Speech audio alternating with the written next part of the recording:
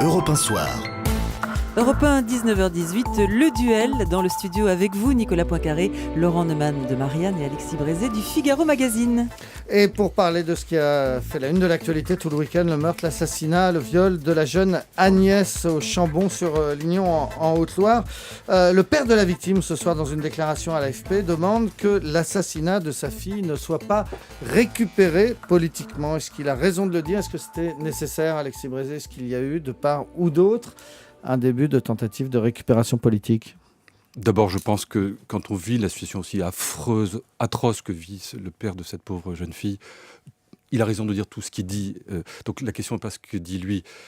Je pense que c'est malgré tout un très mauvais procès et pour tout dire assez minable d'aller aujourd'hui reprocher au gouvernement, comme le font certains responsables politiques, de se saisir de cette affaire. Mais qu'est-ce qu'on veut que le gouvernement fasse? Qu'il se tourne les pouces, qu'il dise rien? Enfin, quand François Fillon dit les chefs d'établissement doivent être informés, dorénavant, ils le seront systématiquement.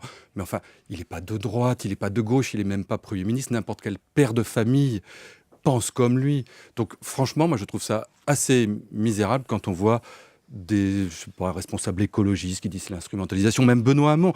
Il y a des responsables socialistes qui ont été beaucoup mieux, Moscovici ou Valls par exemple. Mais Hamon qui dit c'est nauséabond de voir la droite instrumentaliser une histoire comme ça.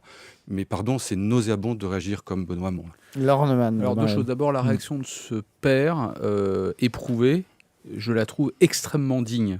Parce qu'effectivement, dans cette situation-là, on doit éprouver, j'imagine, des sentiments terribles et dire attention, je ne veux pas qu'on se serve de l'histoire terrible qui est arrivée à ma fille pour faire de la politique. Je trouve ça extrêmement digne.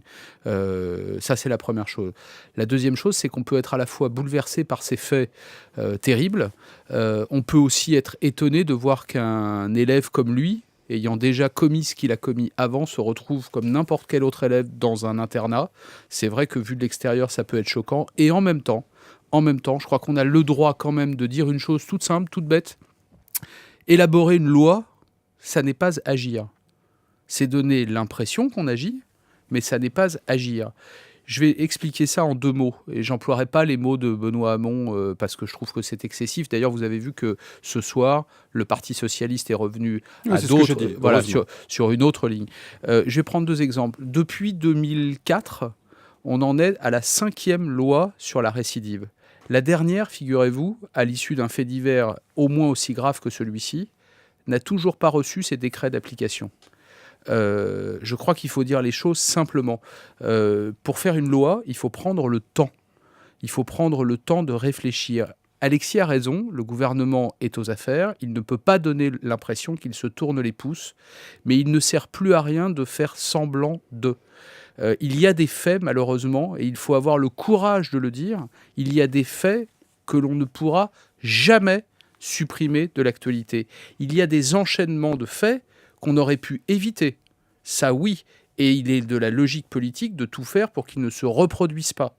Mais faire croire qu'à l'issue d'un fait divers, on mettra tout en œuvre pour que ça ne se reproduise jamais, c'est un leurre, c'est un mensonge, et il ne faut pas le faire croire. Et je crois que c'est même pas la bonne réponse à donner à ceux qui ont été victimes de ces faits-là. Je crois qu'il faut leur dire la vérité. Il faut à la fois compatir, être à leur côté dans ces moments de souffrance. Il ne faut pas raconter n'importe quoi. Moi, je crois que tout ce qui peut être tenté doit l'être. Vous dites que le gouvernement n'a pas fait ce qu'il a promis, n'en a pas fait assez, ne l'a pas fait bien. Vous avez sans doute raison. Mais à la limite, peu importe. Tout ce qu'on peut faire aujourd'hui pour que ce genre de choses se reproduisent plus, il faut le faire.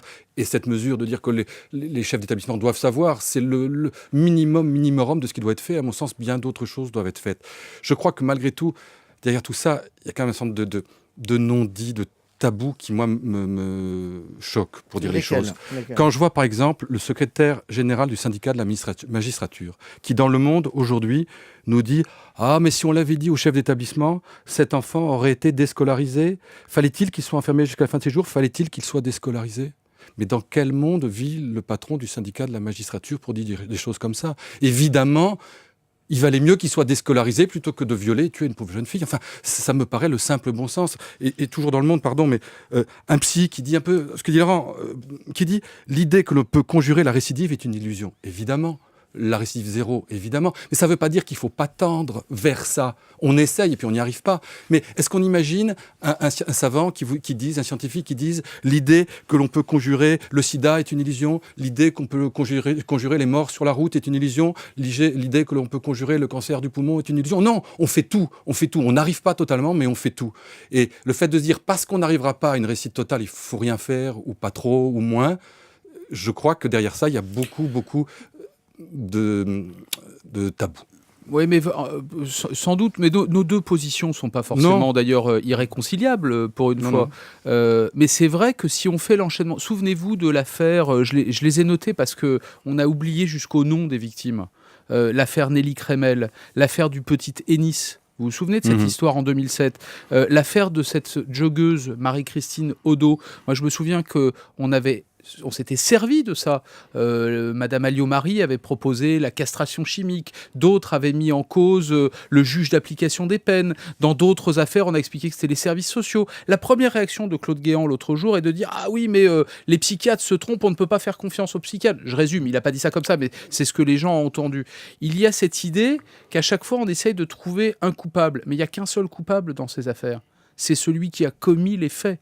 Non. Et alors, mais si. Et non. Ensuite, on procède à une enquête, on regarde si l'enchaînement des faits, comment il s'est produit, etc. Et là, on va se rendre compte que cet élève, eh bien, sur la foi de services sociaux, de psychiatres, d'encadrement, il suivait tout. Il était même bon élève, paraît-il. Je ne sais pas si c'est vrai. J'ai lu dans la presse qu'il était même bon élève. Bon. Et en même temps, on se rend compte que ça ne suffit pas. Je suis comme Alexis. Je me suis posé la question, que faisait un élève ayant commis de tels faits dans un internat comme les autres? Dans un internat mixte, enfin. Voilà.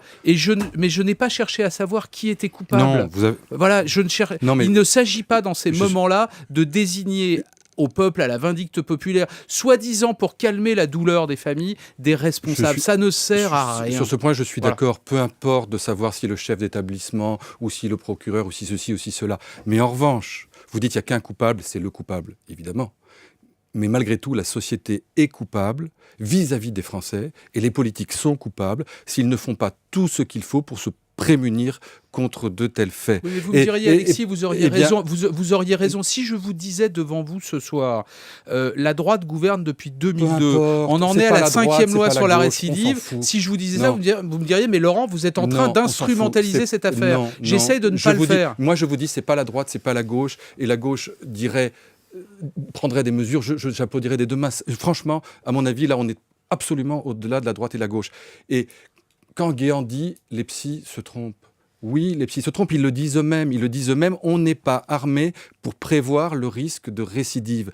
La psychanalyse, la psychiatrie freudienne est sûrement très utile pour sonder les névroses, les failles narcissiques, mais pour savoir si quelqu'un peut ou va recommencer, elle ne sert en vérité à rien. Toutes les études internationales montrent qu'entre un groupe de délinquants qui a fait l'objet d'un suivi psychosocio-judiciaire et un groupe de délinquants qui n'en a pas fait l'objet, les risques de récidive sont exactement les mêmes. Donc c'est une absolue illusion de raconter qu'il faut plus de fonctionnaires de la PJJ, plus de psy. C'est pas ça. C'est les méthodes d'analyse des risques de récidive qui aujourd'hui sont totalement inadaptées. Il y a des pays où elles sont différentes, où elles sont 1000 fois plus efficaces. Vous m'accorderez quand même que ce fait divers n'a que quelques jours. On est tous encore sous le choc. Et dès mercredi, au Conseil des ministres, on va déposer un projet de loi. Non, je crois que c'était prévu.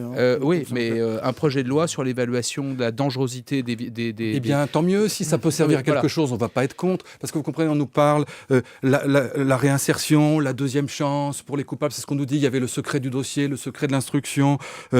Bon, d'accord, mais... ce sont des valeurs auxquelles vous croyez, j'imagine. Oui, j'y crois. Mais il y a un truc auquel je crois encore plus, c'est le droit des innocents. Le droit des innocents à pas être victime de ça. Moi, je pense qu'entre le droit des coupables, qui certes mérite d'être pris en compte, et le droit des innocents, il faut quand même faire passer devant le droit des innocents.